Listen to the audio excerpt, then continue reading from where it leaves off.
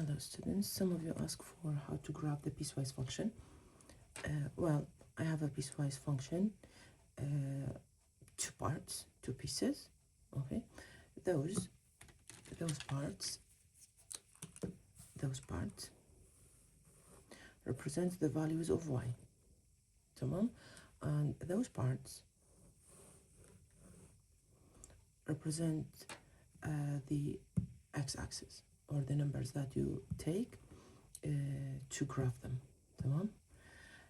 So here I have x greater than 1, so those two are intervals. Those two are intervals.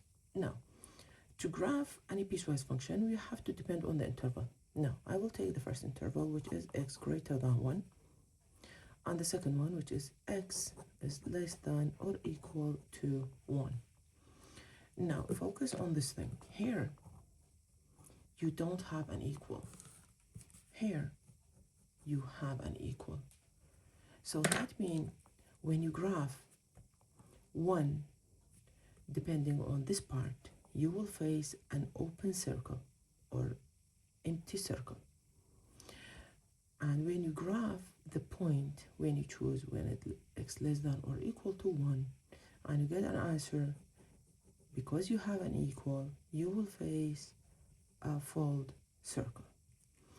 This open circle is on 1, and this closed or this full circle is on 1 as well.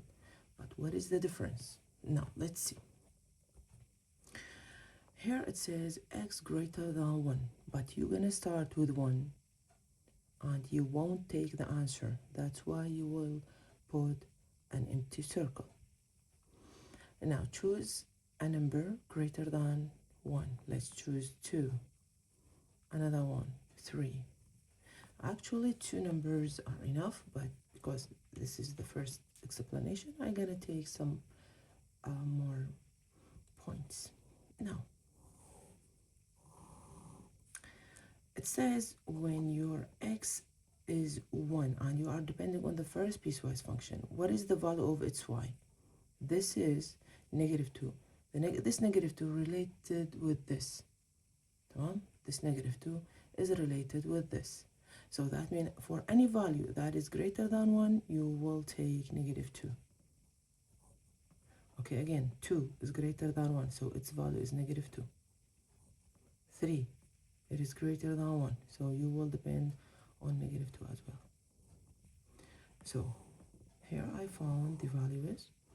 Now I will create the points. 1, -2. 2, -2.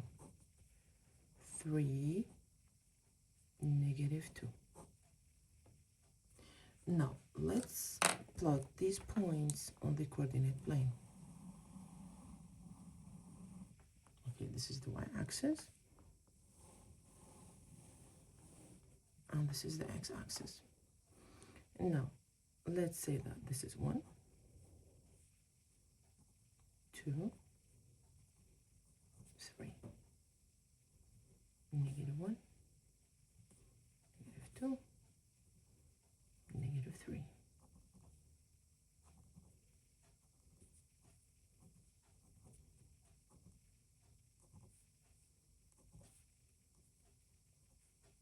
As you know, this one is the negative part of the x-axis, and here is the positive part of the x-axis. Here is the positive part of the y-axis, and here's the negative part of the y-axis. Now let's plot this point. 1, -2. 1, -2. So here it is. Now, we started with 1. Here we started with 1. Do you see 1 in the interval by your own eyes? Yes, we see it. Since we see that interval, so it's not a random number, we will put a circle. But which kind of circle? It's empty circle. So here I will put an empty circle. Now the second point, we did this. Now move to the second one. 2, -2. This is 2. negative 2. Now, will I put a circle here? Let's see. This point, the x-coordinate of this point is 2. Do you see 2 in the interval? No. So that means on 2 you won't make any circle. And so on for the other numbers. The third point is 3. 3. Negative 2. Here is negative 2. Will I put a circle here? Well, I don't have 3 in the interval. It's just a random number I took to graph, to help me to graph it.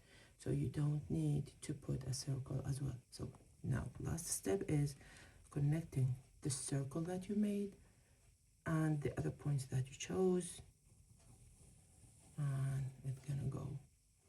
So how you will read this, you will say this graph or this line represents the numbers that are greater than 1. Okay? Greater than 1. But on 1 itself it is empty. Why? Because I can't take, or I can't depend on this number because I don't have an equal there. So this part belongs to the part that it is x greater than 1. So why am I choosing 1? Some of students say, well, miss, since it is greater than 1, let's just start from 2. Well, it says x greater than 1. It didn't say don't take the decimals. So assume that you have 1.1. Assume had 1.001.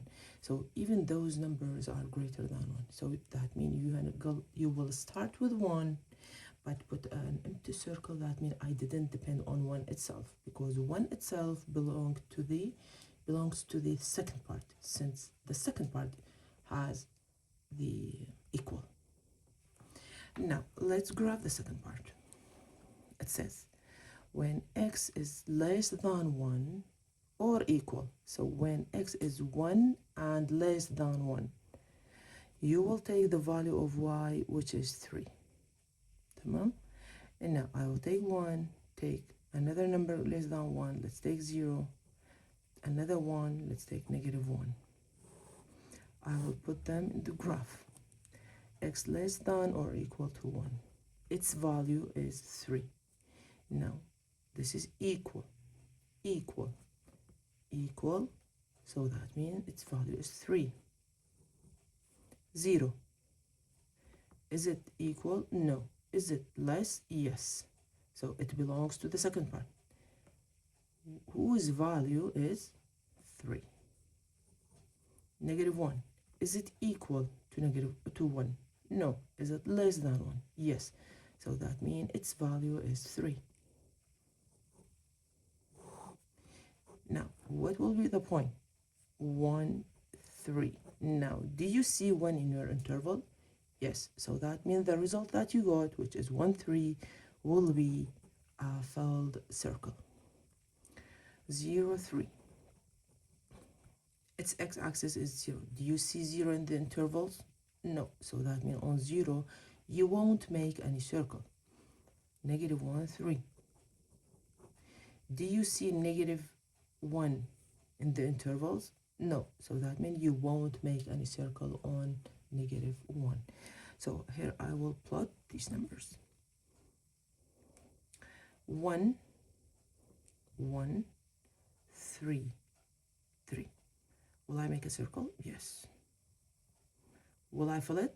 Yes. Why did I fill it? Because 1 exists in the intervals.